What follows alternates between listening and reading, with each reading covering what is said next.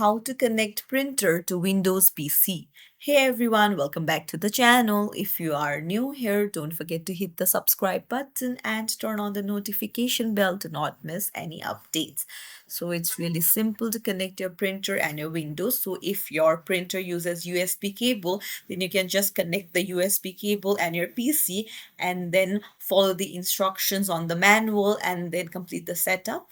But if your printer uses Bluetooth, then what you can do is you can head over to settings and then you need to go to Bluetooth and devices on the left hand side.